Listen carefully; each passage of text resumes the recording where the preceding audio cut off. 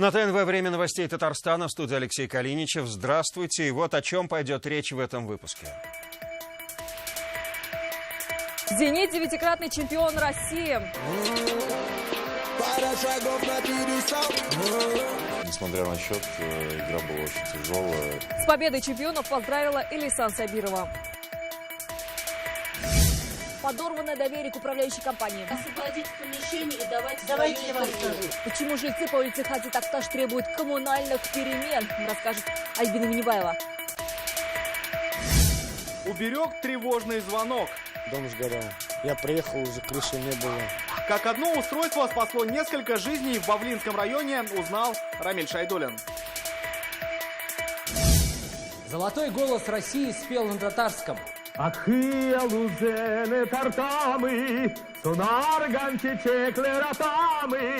том, чему Николай Басков научил начинающих журналистов республики, узнал Сергей Хайдаров.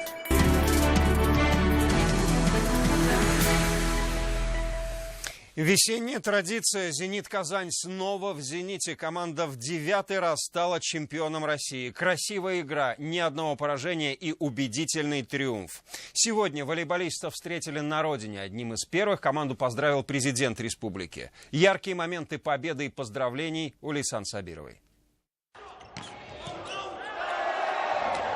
Это то самое третье очко. Победная точка в чемпионате России. Московская «Динамо» разгромлена в чистую в 3 сетах. Медаль на медаль. «Зенит» Казань в 9-й раз становится чемпионом страны. Медаль на медаль, медаль на медаль, медаль на медаль. «Зенит» – машина, скажут те, кто хорошо знаком с игрой команды. Для нее сезон 2017 рекордный. Команда выиграла во всех матчах. 26 игр в регулярке и 4 игры в финале 6. Победы в Кубке России, Лиге чемпионов. Итого 40 матчей. Всего же есть начало, есть конец. Пока сегодня у «Зенита» есть возможность побеждать, мы не устаем и будем побеждать. За финалом следил личный председатель парламента, президент Федерации волейбола Татарстана Фарид Мухаммедшин. За этим большой труд тренерского состава, федерации, поддержка руководства Татарстана. Ну и, конечно, сама отдача наших игроков. Никаких шансов «Динамо» не оставили. Очень тяжелый сезон, очень. Короче, хорошо, что он закончился в 3 партиях, если честно. Сил нету вообще, ни моральных, ни физических. У казанцев было все: и пушечные подачи, и плотный блок, и невероятные атаки из-под сетки. С корабля на бал, победный вечер, утро в аэропорту, и уже к обеду триумфаторов в Казанском Кремле принимает президент Татарстана. А моих побольше. Памятное фото рядом с победными кубками. Накануне, сразу после игры, президент поздравил команду по телефону. Сегодня лично адресует слова благодарности каждому, кто ковал победу. Вот Асхат Ахметович мне сказал, по количеству побед вы уже в истории российского волейбола превзошли всех, кто до этого был. И это, конечно, огромный успех. Мы искренне благодарны и радуемся вместе с вами. Мужики, обратится тренер к игрокам и поблагодарит их за ежедневный труд и красивую игру. У традиционного победителя не было прав на ошибку. Вроде бы со стороны говорят, что просто было. Далеко не просто. Потому что сегодня для «Зенита» 2-е место расценивается как провал. Вот. И жить, играть, работать без права на ошибку – это далеко не просто. В этом и сила «Зенита», что в таких условиях они побеждают.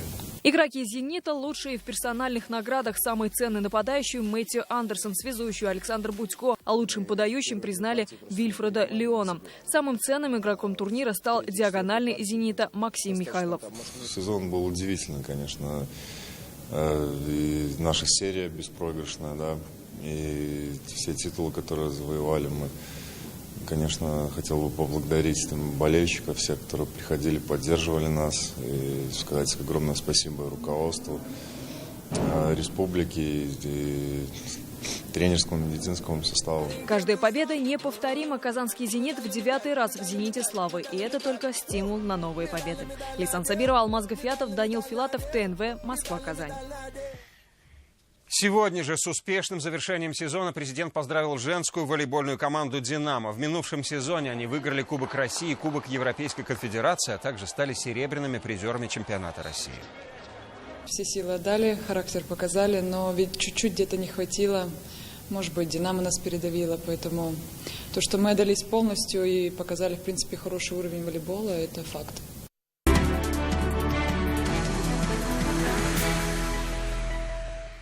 В Татарстане сожгли десятки тысяч кур. В Лаишевском птицекомплексе по производству яиц пошли на радикальные меры. После того, как в пробах 10 особей была обнаружена разновидность птичьего гриппа, уже сожгли 160 тысяч голов. Предположительно, вирус передался от диких птиц. Частично продукт успел попасть на прилавки Татарстана и Мариэл. Сегодня в Лаишевском районе местами введен карантин, а полуфабрикаты данной птицефабрики снимают с продаж. Прозрачности в работе нет, качество обслуживания не устраивает, а деньги якобы похищены. Таковы претензии жителей новостроек на Хади Такташа к управляющей компании Приволжского района. Между сторонами самая настоящая коммунальная война. Дошло до того, что жильцы пошли на крайние меры. Какие, расскажет Альбина Минибаева. Мы свои деньги вам несем, а вы наши деньги себе забираете. Отношения между управляющей компанией и жильцами накалены до предела. Претензий к коммунальщикам много, подрыв доверия, хищение средств по начислению за отопление. Где наши 2 миллиона, спрашиваю? Вам был сделан перерасчет. Где? В октябре 2015 года. В 2016 году он закончился, постоянно 16 год, сентябрь месяц, 2 миллиона переплаты. Мы не можем им вернуть на руки эти деньги по перерасчету, а потом заново начислять. Поэтому как бы в счет-фактуре это виден перерасчет с минусом. И каждый месяц, когда начисляется, уже сумма начислений фактического месяца вычитается. По версии управляющей компании, никакого хищения средств не было, и деятельность их прозрачна. Жильцы просто недопонимают схему перерасчета. А это уже протоколы о выборе управляющей компании 3 домов по улице Хади Такташ. Подписи жителей присутствуют, но каждый автограф похож на другой, утверждают они. И говорят, что документ в глаза не видели. Вообще никто из жильцов не видел никакие акты передачи. Совершенно очевидно, что все протокола были нарисованы одной рукой. То есть почерк один и тот же, и подписи одни и те же. Самое большее по последним актам проверок была вода всего лишь 45 градусов. К подрыву доверия еще и претензии к качеству услуг. Жильцы с октября прошлого года добиваются пересмотра договора с управляющей компанией. Хотят на руки получить акты выполненных работ. Деятельность ее непрозрачная, потому что сумма выставляется баснословная. Услуги на эти деньги мы не получаем. Поэтому я считаю, что из ряда вон работает управляющая компания. Управляющая компания просто отказалась подписывать договор, в которых указаны акты выполненных работ и ежемесячное их представление мне как председателю совета многоквартирного дома. Жильцы просили это вопрос не мой. предоставлять акты о выполненных работах. Я вам еще раз говорю, это вопрос не касается. Акты выполненных работ это к вам. Все, до свидания. Это к вам. Это уже реакция одного из руководителей управляющей компании. На вопросы здесь отвечают с неохотой. Я не буду сейчас представляться, я интервью не даю вам, потому что... Хорошо? Такое случилось лишь однажды после обращения в прокуратуру. Госжилинспекция, куда мы обратились за комментариями, отмечает, процедура не должна быть такой сложной. С конца 2015 года вышел новый акт выполненных работ, новая форма, в котором именно указано, что собственник должен подписать его. То есть это есть. Жильцы уже устали биться в закрытые двери и сами решили подобрать ключи к решению проблемы. В марте жильцы этого дома создали свое ТСЖ и сейчас ждут признания от Госжилинспекции. Если ответ будет положительным, то на этой территории управляющая компания уже будет бессильна. Альбина Минибаева, Александр Лобанов, ТНВ, Казань. Обойтись без жертв помогла сигнализация. В Бавлинском районе сгорел частный дом, в котором проживала многодетная семья. Жилище занялось в считанные секунды, но при возгорании сразу сработали датчики. И лишь благодаря этому семья осталась в живых. Почему осмотрительность никогда не бывает лишней? На примере недавних пожаров в Татарстане Рамиль Шайдуллин. Ничего не осталось. Едкий запах гари и языки пламени прямо из-за двери. Сквозь сон это не казалось правдой. Еще немного и возвращаться домой не было бы и смысла, предполагает Алексей Печелкин. Во время пожара глава семьи был на работе. Сказали, что ребенка вытащили, жена сказали в больнице. Сам вот без ничего остался, без вещей, да, вот у свояка взял, вот одеваю. Печелкиных спас резкий сигнал. С первым дымом сработала пожарная сигнализация. Если бы не она, жертв не избежать. Пожарные уверены, именно датчик подарил спасительные минуты. В результате она, получается, эвакуировала ребенка, успела, ну и попыталась потушить пожар, вследствие чего получила ожоги.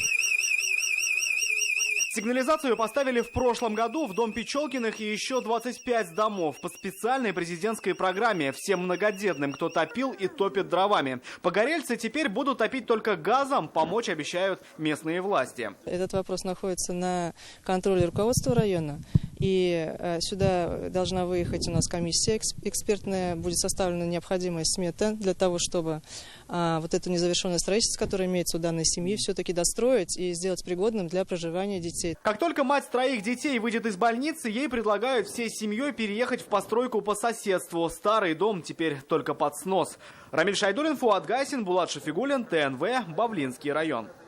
Спасателей взяли в заложники. В Казани круглые сутки проходит учение МЧС по международным стандартам ООН. Хорошая оценка по их итогам позволит нашим спасателям проводить операции за рубежом. Почему во время борьбы с последствиями катастрофы нужно быть готовым и к борьбе с террористами, узнал Салават Мухаммадуллин. Давай так, Абдулла, а? Зачем вам раненая женщина? Вы принесите, а мы подумаем. Террористы захватили в заложники спасателей прямо во время операции. По легенде учений, на территории завода произошло разрушение. Завалы разбирали, пострадавших искали уже второй день, как вдруг на объекте появились боевики. По итогам переговоров сотрудник Росгвардии убедился, что заложники живы. Несмотря на статус учения, расслаблять коллеги друг друга не дают. Сними куртку, повернись.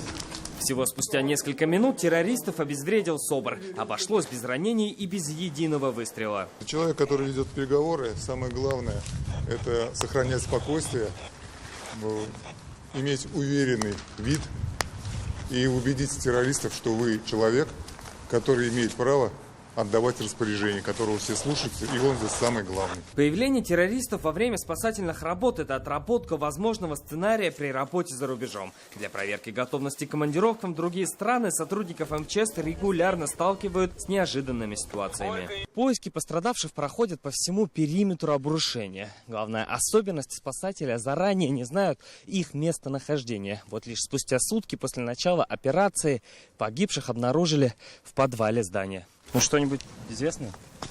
В данный момент идет обследование, а состояние пострадавших в данный момент неизвестно.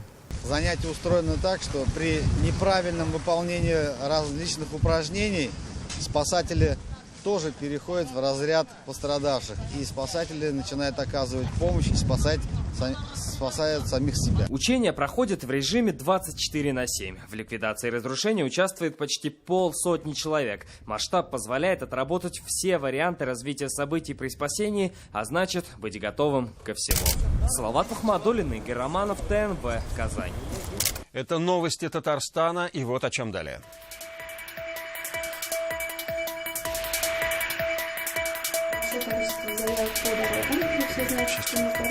Путь от жалобы до исполнения проследила Лина Зинатуллина.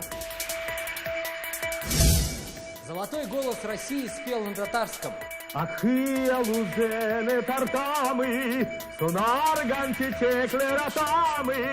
том, чему Николай Басков научил начинающих журналистов республики, узнал Сергей Хайдаров.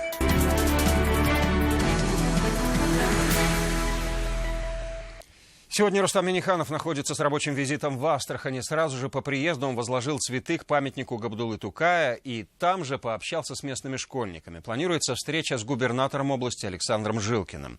А завтра президент Татарстана посетит федеральный Сабантуй и примет участие в открытии памятника Мусе Джалилю. 5 лет на службе татарстанцев. Система «Народный контроль» отмечает юбилей. За это время больше 100 тысяч сообщений о проблемах, 80% из которых решены. Система стала эффективным инструментом для решения вопросов без очередей, проволочек и справок. Как работает главный сервис общения населения и власти? Путь от заявки до исполнения проследила Лина Зинатуллина. В данном участке в апреле месяце находился электрический кабель, который мешал движению пешеходов. Тимур Уразов – настоящий активист народного контроля. За 5 лет он написал в систему больше 1000 заявок. Заботит прежде всего безопасность на дорогах. По моим обращениям была оптимизирована организация дорожного движения более чем на 20 участках и более чем на 100 участках были установлены недостающие дорожные знаки. Буквально в 2 шагах другой объект заявок. 2 года назад в Народном контроле попросили отремонтировать пешеходный переход. Теперь здесь обновленные стены и спуск для инвалидов. Качество работ по заявкам ежедневно проверяет аппарат уполномоченного по правам человека. И сегодня недостатки обнаруживаются у них на глазах. Еще раз посмотрим, насколько оно соответствует нормам инвалидной коляски, прежде всего. Или еще должно быть дополнительно здесь для детской коляски. Вот только что поступила заявка по поводу открытого колодца в Набережных Челнах. Именно сюда стекаются обращения в народный контроль со всей республики. В контакт-центре государственных и муниципальных услуг их круглосуточно принимают десятки специалистов. В день мы обрабатываем более 100 заявок. Самый популярный вопрос, по которым пишут люди, это ямы на дороге, неудовлетворительное состояние детской площадки, например. Проверенные заявки автоматически доводятся до ответственных ведомств, а у тех есть 10 дней на то, чтобы устранить проблему или назначить сроки решения. Это в том числе и система, которая позволяет принимать предложения жителей республики. Так, на базе предложений, собранных ранее в системе «Народный контроль», было разработано несколько республиканских программ. От благоустройства территории до коррупции в вузах. 54 категории, где можно пожаловаться. Сегодня народный контроль – главный сервис для прямой и быстрой связи жителей и властей Татарстана. Лина Зинатольевна, Ренат Сафин, ТНВ, Казань. Останется под стражей. Верховный суд республики не удовлетворил апелляцию Надыра Хайруллина. Напомним, депутата Казгордумы арестовали в конце апреля по подозрению в посредничестве в получении взятки. По версии следствия, в 2014 году Надыр Хайруллин должен был передать 24 миллиона рублей от предпринимателей сотрудникам Казанского исполкома. Сам депутат свою вину не признает. В знак этого 8 мая он объявил голодовку. Сегодня же суд встал на сторону следствия, и до 10 июня Надыр Хайруллин останется в СИЗО. Постановление Советского районного суда города Казани 28 апреля 2017 года в отношении Хайруллина Надыра Баграмовича оставить без изменения апелляционной жалобы, без удовлетворения апелляционных постановлений. Можно также жаловать в своем порядке в Президиуме Верховного суда Республики Татарстан. В Казани поговорят о национальной политике. Столица примет конференцию по межэтническим отношениям. Сейчас для участия заявились 42 региона. От Сахалина до Санкт-Петербурга и до Крыма. В Татарстан приедут ученые с мировыми именами в области национальной политики и межэтнических отношений. Выбор на Казань пал не случайно. Богатый межкультурный опыт поможет всем участникам, в том числе руководителям регионов. «Сдай макулатуру и помоги детям». В Казани стартовала благотворительная акция «Чистота и доброта». В течение мая любой желающий может внести свой вклад в лечение тяжело больных детей, сдав вторсырье. О добрых делах казанцев Дмитрий Аринин. Сдав мусор, помочь детям. Динар Шарифуллин – активный участник экологических мероприятий. Узнав, что часть выручки от макулатуры пойдет на лечение детей, принес целую коробку вторсырья. Мне эта акция очень понравилась, так как двух зайцев, скажем так, убиваешь. Во-первых, чистота в городе, макулатура, бумага не валяется просто так. А во-вторых, мы помогаем детям. С целью того, чтобы помочь деткам из хосписа Анжелы Вавиловой, для того, чтобы поддержать их эмоциональный настрой и их дух. Такая идея принадлежит казанской компании по переработке вторсырья. А денежные средства идут прямо в благотворительный фонд Анжелы Вавиловой. Всегда рада за любую помощь, которая к нам обращается с предложениями. Денежки наши уходят на приобретение лекарств, специализированного питания. Это педиашур, нутриком, который дают нашим пациентам, как детям, так и взрослым. Всего в хосписе сейчас 17 детей и 18 взрослых. Оказывают и помощь тяжелобольным пациентам на дому. Из них 110 человек – это дети. И мы всегда готовы принять любую помощь. Это и внимание, и погулять с детьми, и покормить, и почитать книжки.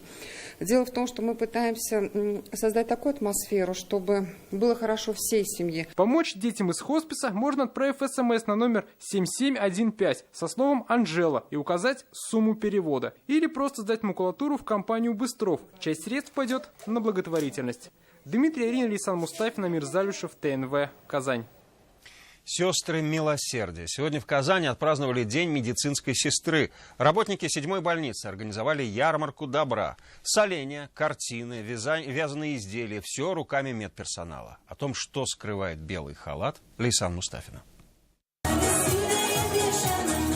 Танцуют, поют и шутят, а еще они мастерицы на все руки. Сегодня медсестры 7-й горбольницы Казани доказали, что талантливы не только в профессии. Фания Мамедова, например, увлекается вышивкой. Сотрудники все своими руками сделали. Вот, например, сердечко. Они нарисовали, приготовили вот соленья, связали носочки, мочалки.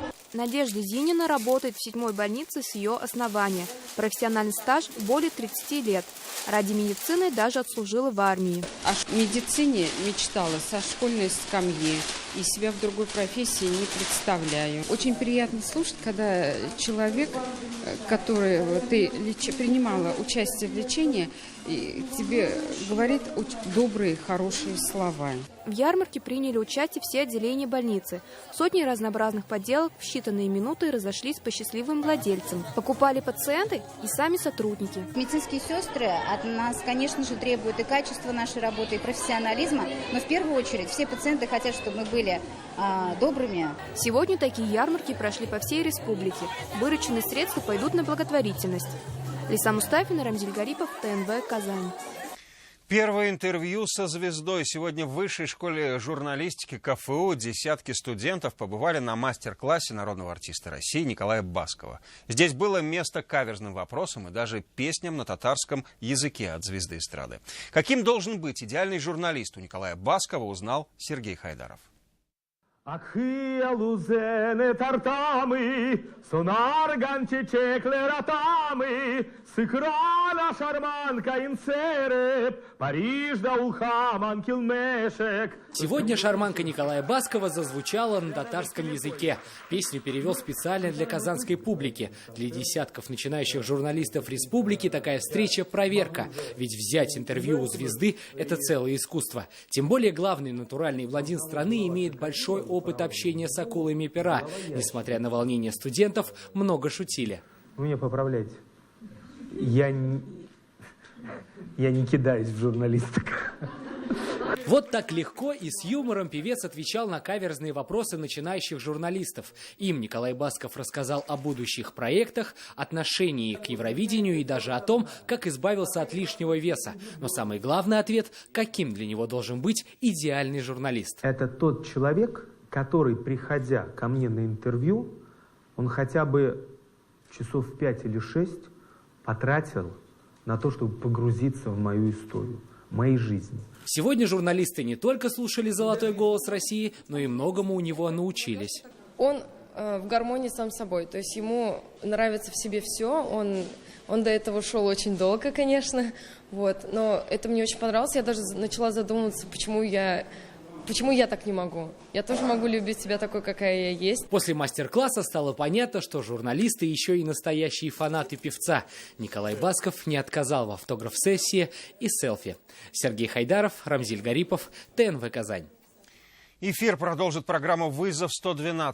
Убил из ревности 22-летний мужчина. В пылу ссоры зарезал свою 20-летнюю сожительницу. Все подробности через несколько минут. Ну а сейчас выпуск продолжит информация о спорте и о погоде. До встречи в 21:30.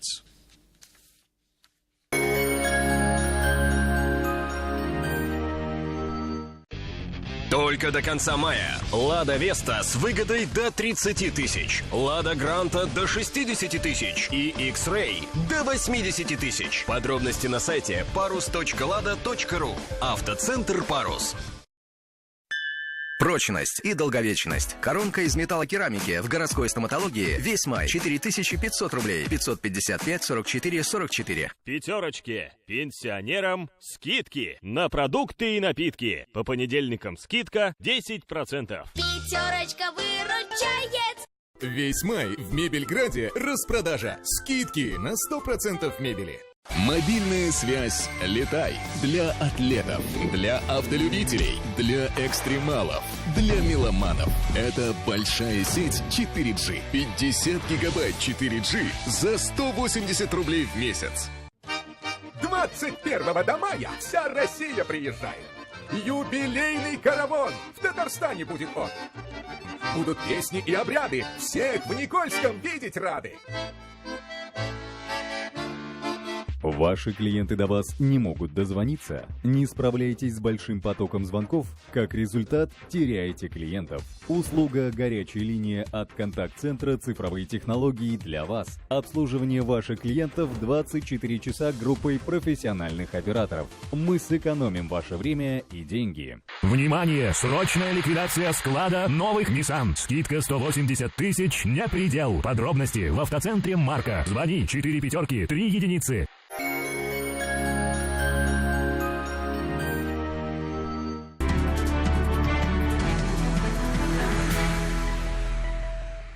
2 серебра, 2 непокоренных титула. Именно с таким багажом завершили сезон ватерполисты казанского «Синтеза». В чемпионате страны в драматичной серии татарстанцы уступили «Спартаку» из Волгограда. На домашнем кубке проиграли тому же коллективу по серии пенальти. Благодаря нашей совместной работе, спасибо в этом направлении. На традиционной встрече с командой профильный министр принимает 2 серебряные награды от капитана «Синтеза» Николая Максимова. В Казани, конечно, привыкли немного к другому металлу, однако без преувеличения это тот случай, когда серебро бывает дороже золота. «Синтез» в этом году вырос. «Синтез» сегодня составил серьезную конкуренцию все-таки той команде, которая достаточно долгое время была таким столпом и остается столпом водного пола в стране, «Спартак» Волгоград. Но команда в хорошем таком в хорошем настроении. На протяжении последних 8 сезонов «Спартак» не проигрывал финалы. Казанцам в этом году удалось сделать практически невозможное. Второй матч команда Андрея Белофастова выиграла, а в решающем не хватило всего 1 мяча. Команда росла изначально, ребята прибавляли от месяца к месяцу.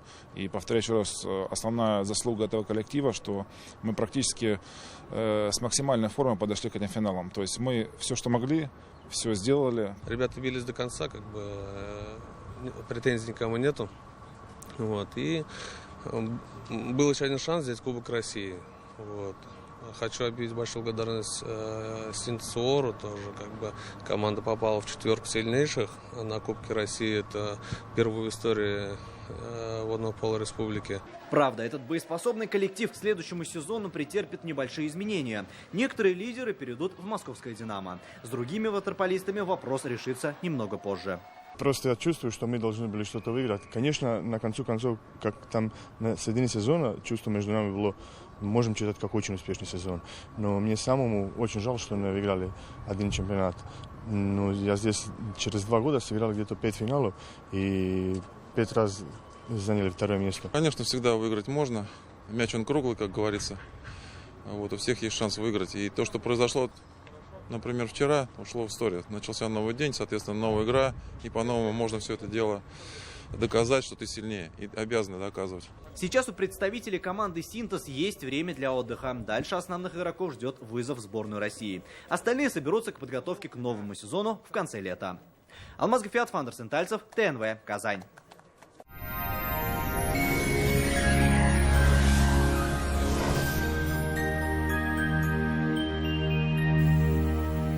Здравствуйте! Вы смотрите прогноз погоды на ТНВ. Спонсор выпуска – изготовитель корпусной мебели на заказ «Данил Мастер». Настало время низких цен. Кухни, шкафы, купе, спальни и гардеробные. Любая корпусная мебель по вашим размерам. Только до конца мая при заказе кухни сушилка и мойка в подарок. При заказе шкафа, купе – комод в подарок. Доставка и установка бесплатны. «Данил Мастер», Казань, Восстание 23, телефон 2167-166. А теперь о погоде. В погоде пока без изменений. По данным Яндекс.Погоды, в предстоящие сутки на юго-востоке республики ожидается переменная облачность, временами пройдут дожди. Ночью будет до 3 тепла, днем до плюс 13. На северо-востоке переменная облачность, пройдет дождь, ночью плюс 2, днем же до 13 градусов выше 0. На севере Татарстана тоже временами ожидаются дожди. Ночью будет до 2 тепла, а днем до плюс 13 градусов. На северо-западе будет пасмурно, не исключены осадки. Ночью плюс 1, днем же до 13 градусов выше 0. На юго-западе малооблачно, местами возможны дожди. Ночью плюс 1, днем же плюс 13 градусов.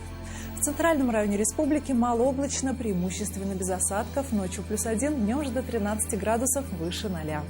В последующие сутки существенных изменений в погоде не ожидается. В предстоящие сутки в Казани будет облачно, без осадков. Ночью до 2 тепла, днем же до 12 градусов выше 0. Ветер западный умеренный. Атмосферное давление составит 758 миллиметров ртутного столба. Влажность воздуха 67%. Магнитное поле Земли спокойное. На этом наш выпуск завершен. В студии была Маргарита Павлушина. До свидания.